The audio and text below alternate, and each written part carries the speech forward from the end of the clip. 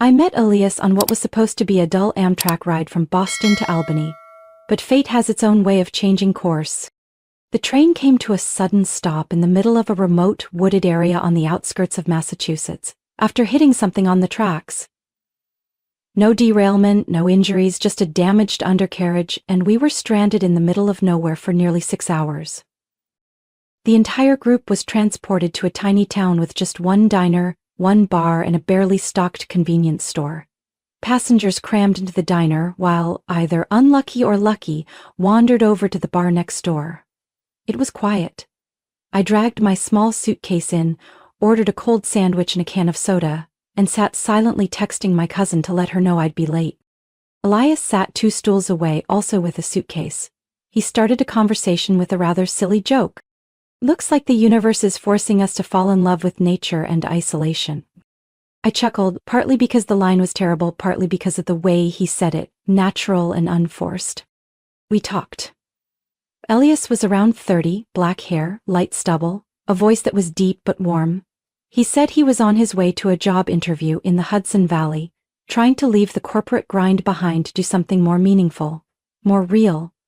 I shared that I worked in logistics, not exciting but steady, enough to pay the bills, with a little left over for small joys. After a few beers and hours of conversation under the bar's dim yellow light, we exchanged numbers. I didn't expect anything. I figured it would just end there. But Elias texted me the next day. When I got back to Boston, we met up again. He didn't get the job but stayed optimistic. Said there were other opportunities ahead. I didn't press for details. He was funny, a good listener, and seemed like he was searching for something bigger. So we kept seeing each other. Coffee, movies, weekend walks. 3 months later, Elias still didn't have a stable job, but when his lease was about to expire, he brought up the idea of moving in with me. I hesitated, but I wasn't surprised. The apartment I was renting was more central, more spacious, and honestly, I'd been paying for most of our dates anyway. Elias always said he just needed a little more time, that the project he was building with a friend was about to get funded, that things were almost there. And me, tired of half-hearted relationships, believed it. "I don't want to depend on you," he said the night before he moved in. "It's just temporary. I'll be contributing fully soon." My head moved, but my heart hesitated, partly because I wanted to believe him, partly because I was tired of being alone. I didn't know then that it would be the beginning of something I'd still be trying to recover from, one day at a time. I remember clearly the first month Elias moved in. He kept his word, sent exactly half the rent by bank transfer on the first of the month, like a model roommate. He cleaned up, cooked dinner, and always asked how my day had been. Everything seemed normal. Then came the second month. On rent day, he messaged, "The bank's holding the payment because of a system error. Should be cleared in a few days. Is it okay if I'm a bit late?" I agreed. It was just a few days. It turned out to be 9 days. But Elias paid the full amount, along with a lavish dinner he made himself. I exhaled. Then came month 3. The freelance project I'm doing with a startup in Denver is about to get a big round of funding. They're closing the investment soon. I might get a pretty good sum next week to cover everything, Elias said with a smile, spinning his coffee mug like he was describing a vivid dream. I started feeling uneasy, but I reminded myself I had a full-time job with a livable wage while Elias was pursuing something bigger. Maybe I was naive or just too trusting. I paid rent by myself that month, and the utilities, and the internet. Groceries were almost entirely on my card. But Elias still made me feel close to him whenever I was exhausted. He massaged my shoulders after long shifts, told optimistic stories about the bright future we were going to build together. I picked up a weekend job at a warehouse on the west side of the city, working 3 weekends a month to cover the shortfall. By the time I got home after 11 p.m., I barely had enough strength to drag myself into the shower before collapsing in bed. Elias still hadn't landed a steady job, but he was always almost there. 1 week it was a startup in Portland. The next, an angel investor in Atlanta about to sign a deal. And me? I was just spinning in circles with bills.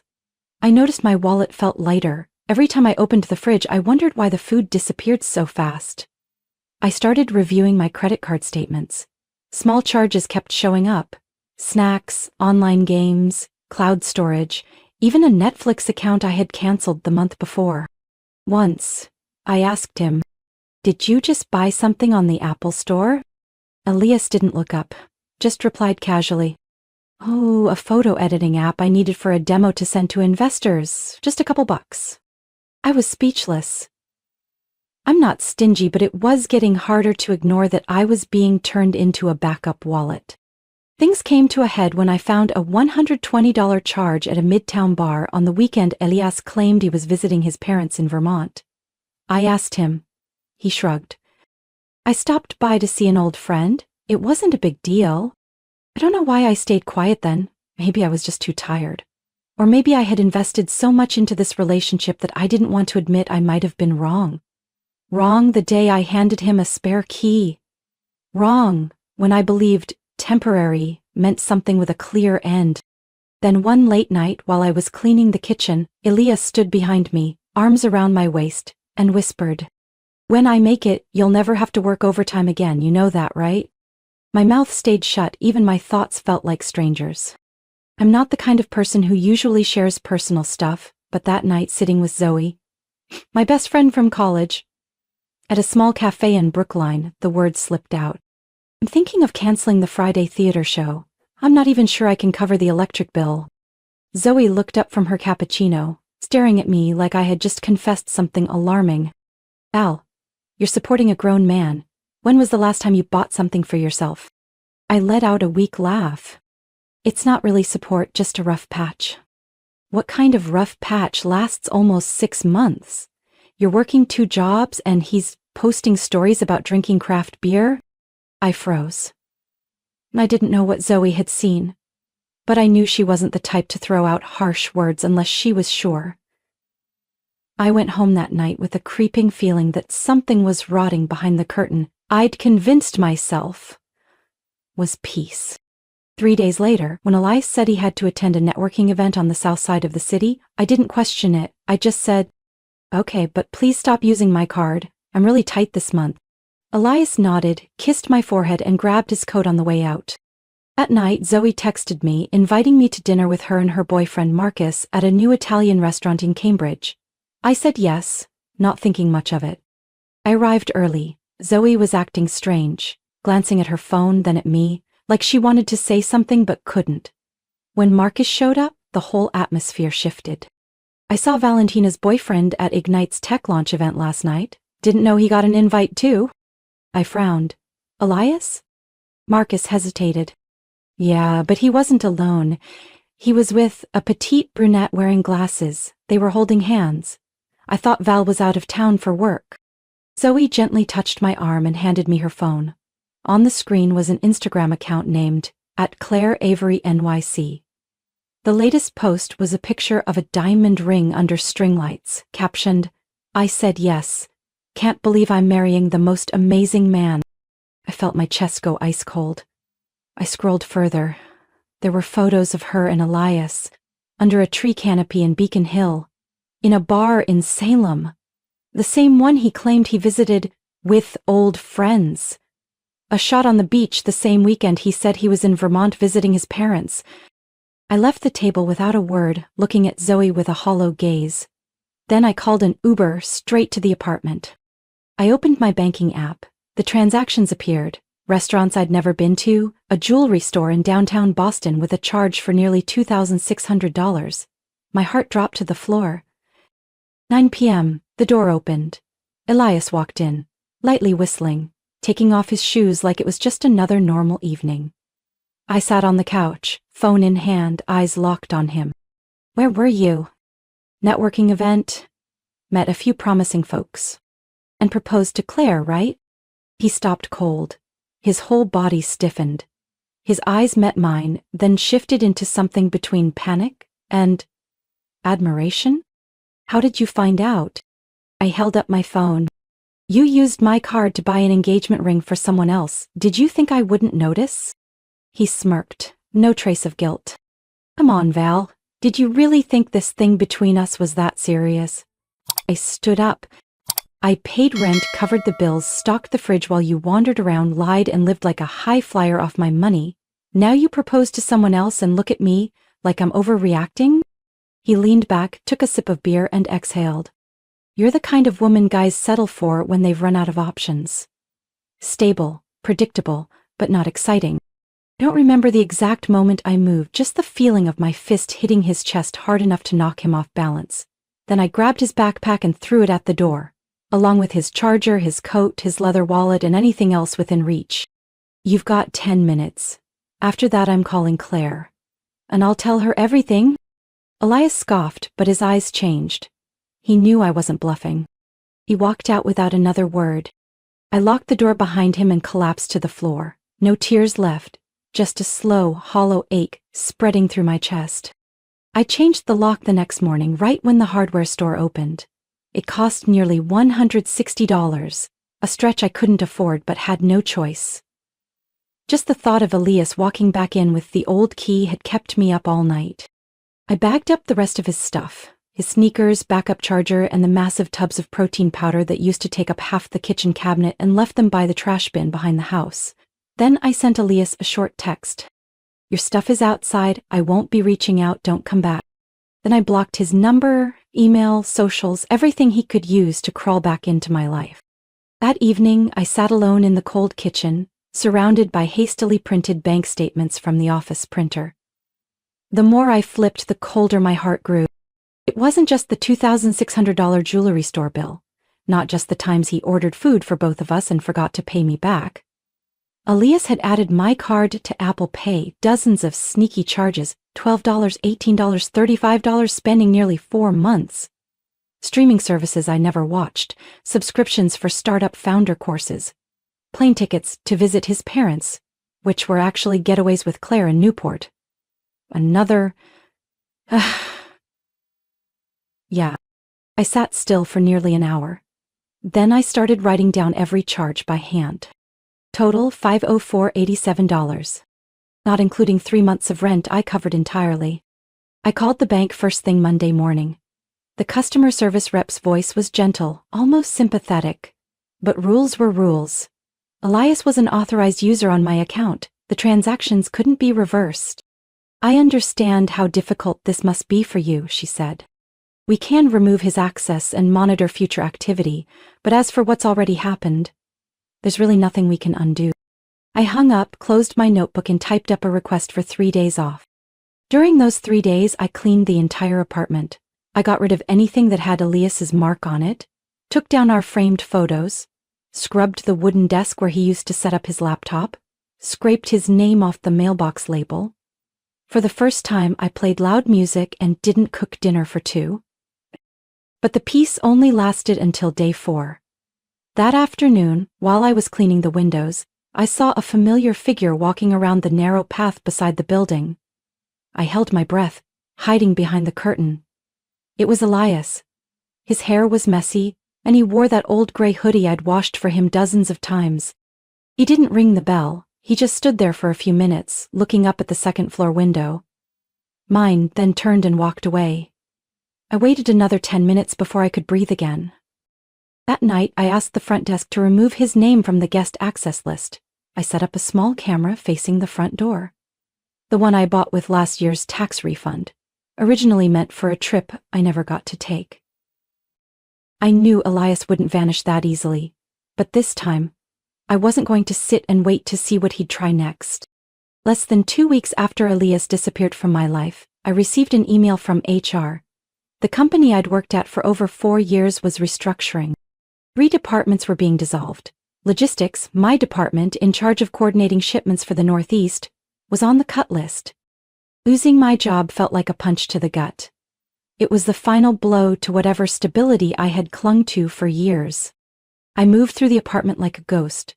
For the first 3 days, I didn't open the curtains, didn't turn on the lights. I lay on the couch, ate the last packet of instant noodles from the cabinet, drank tap water, and let my mind drift into chaos. On day 4, when my bank app showed I had $78 left, I forced myself to get up. I opened my laptop, revised my resume, and started applying like a machine. Week 1. 24 applications. No replies. Week 2, 31 more. 3 automated confirmation emails, then silence. I started selling off anything of value. The fossil watch I got when I was promoted, a blender that was practically brand new, then the makeup set I saved up for over a month to buy. All of it went on Facebook Marketplace. The prices were embarrassingly low, but they bought me a few meals. I filed for unemployment. The application process felt like writing a full autobiography. Job history, income, expenses, savings account empty. I went to the social services office, waited nearly 3 hours in line, carrying a stack of documents printed at the public library. The result? You previously earned above the threshold. Even if you're currently unemployed, you don't qualify for emergency support. They handed me a list of churches with food pantries. I clutched the printout as the woman next to me asked for diapers. Under those harsh lights, something inside me just shut down. That afternoon, I walked into a free food distribution center for the first time.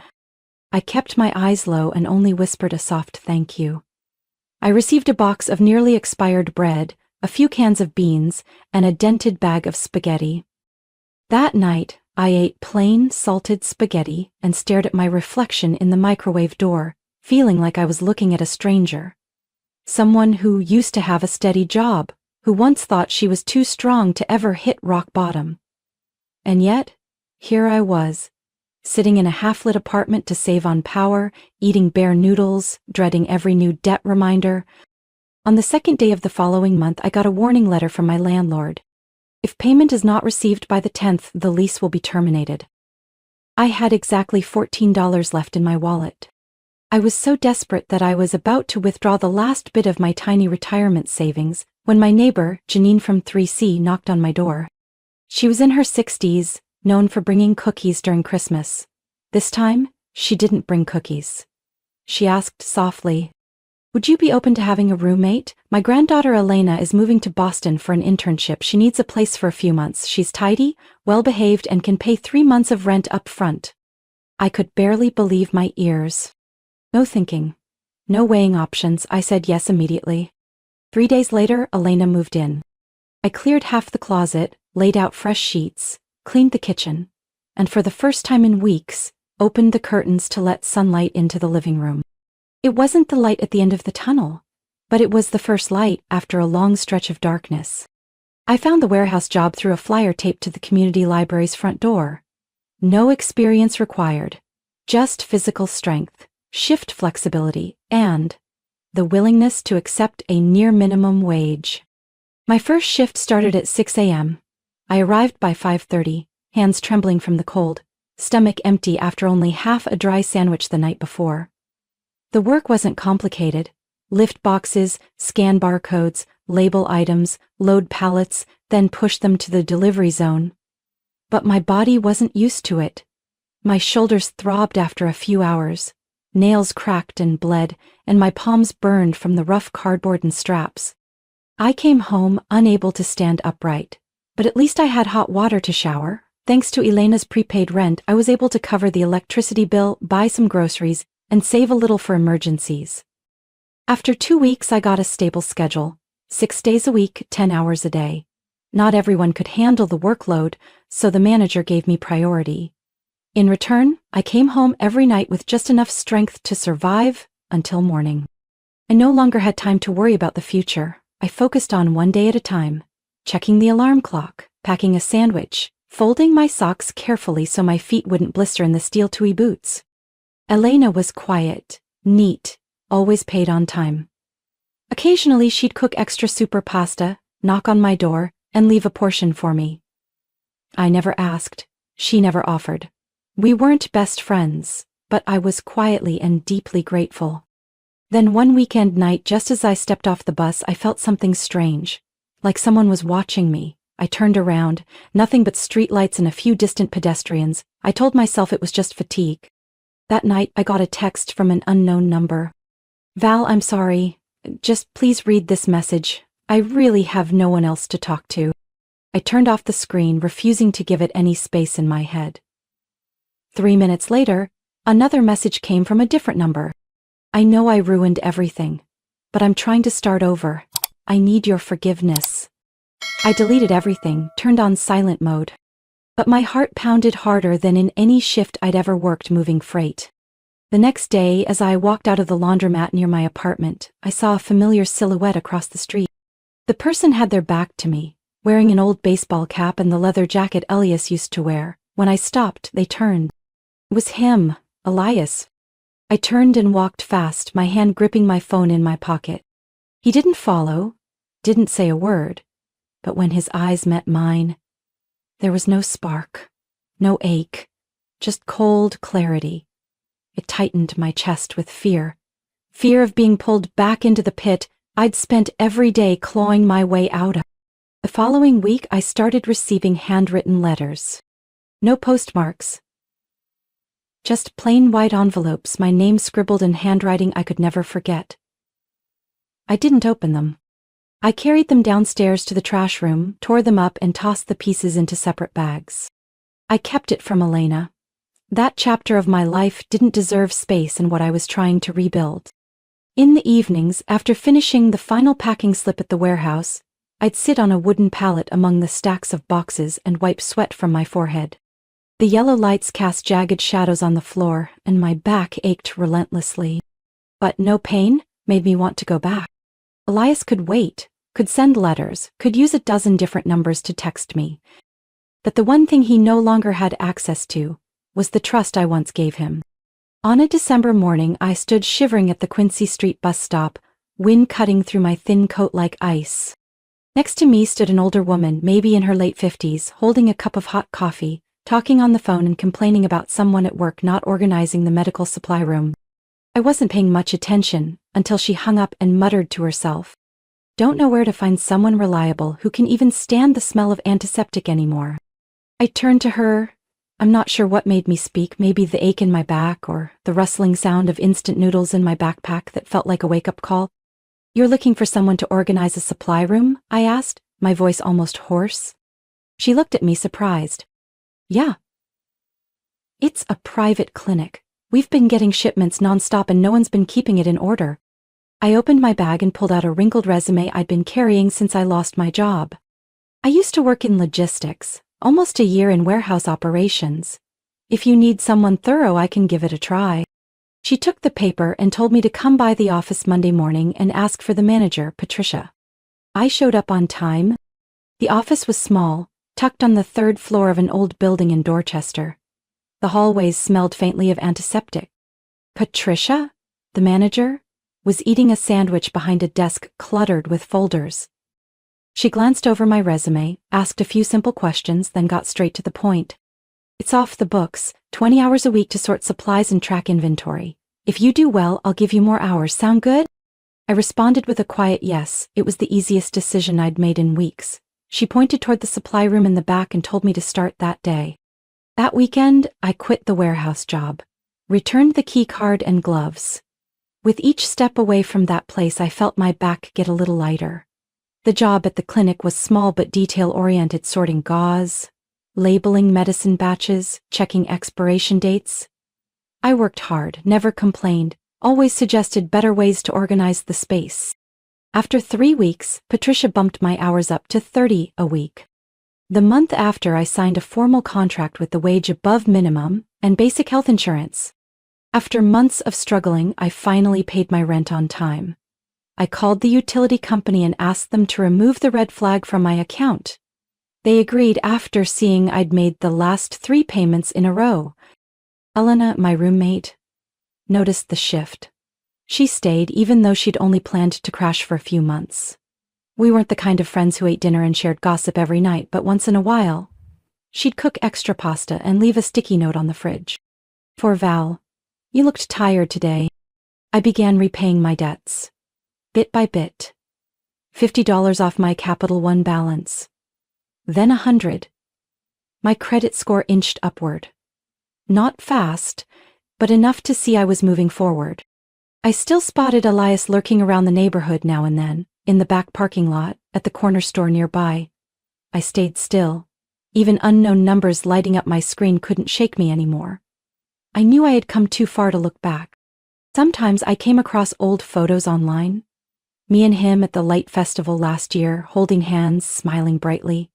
I never deleted those photos. But I never opened them again either.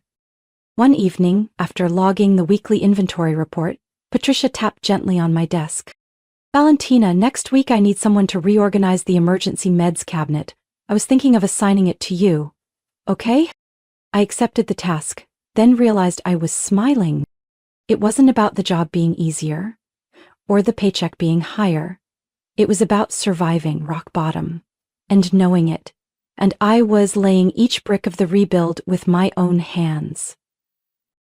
I didn't know what I expected when I opened the door that night. A delivery guy at the wrong address? Elena forgetting her keys?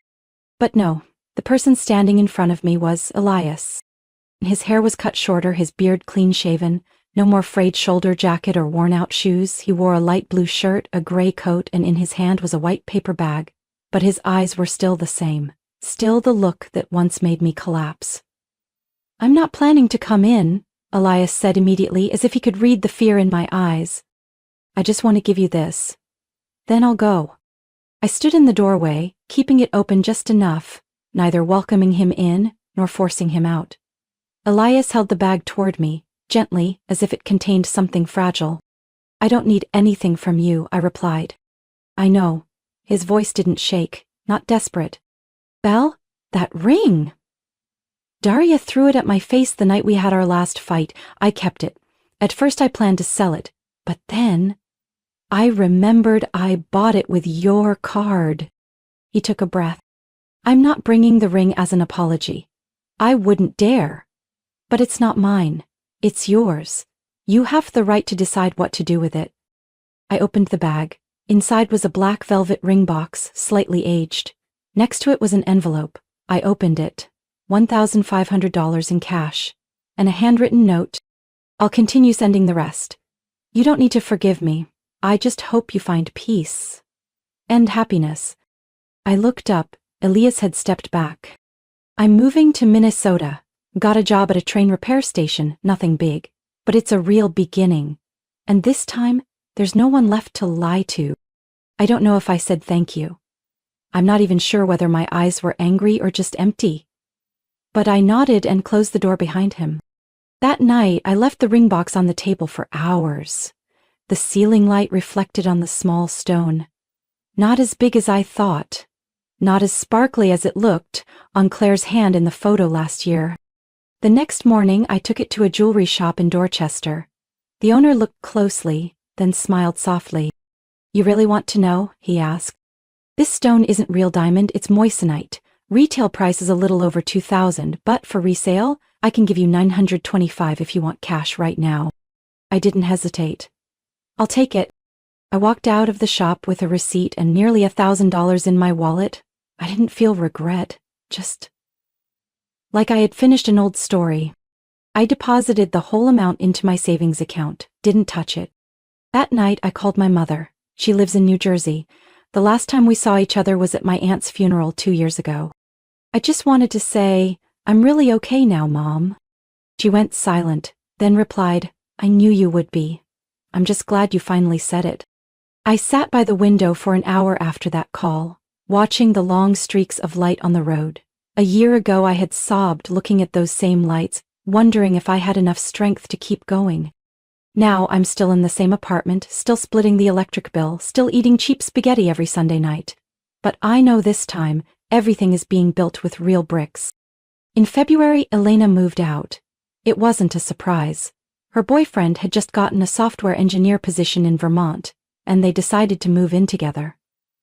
Elena hugged me goodbye, left a jar of frozen soup in the freezer and a handwritten note. "Hope future Val doesn't have to think about instant noodles every night." I was the only one left in that still apartment, surrounded by air that no longer felt shared. A kind of quiet that felt comforting, no longer temporary. I posted a new roommate listing, this time more carefully, clearly outlining the rent contribution and non-negotiable boundaries.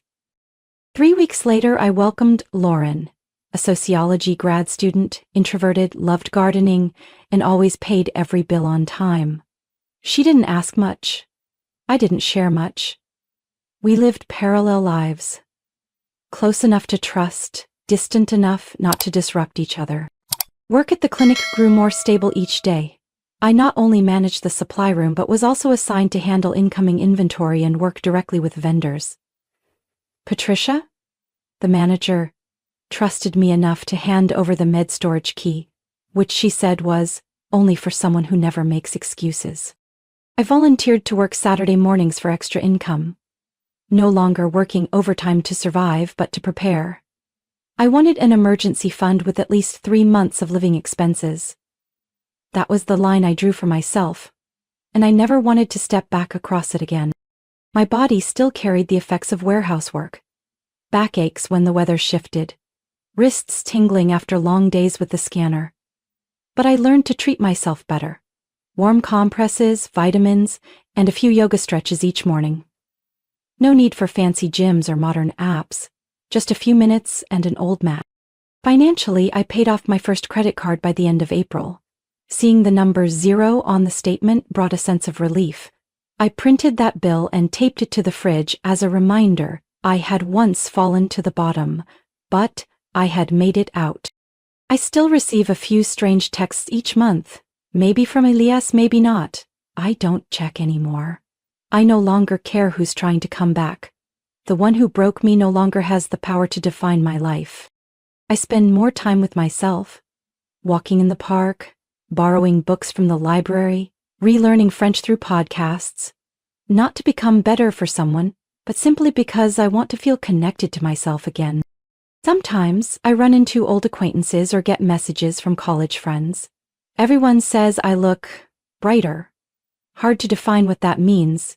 Maybe it's the look in my eyes, no longer panicking when the bank sends a notice. Maybe it's how I no longer stay silent in conversations about boundaries and respect. I haven't fallen in love, and I'm not in a rush. I need to be sure that next time I won't build a home on wet sand, won't hand over the key to my life just because someone knows how to say warm things. I learned that, not from a book, not from advice, but from the wounds I've endured. Trust isn't something someone deserves just because they say I'm sorry. It's something built by both sides and protected through actions, not promises. Self-worth doesn't lie in how badly I was hurt, but in how I got back up. Slowly, steadily, and without apologizing for surviving.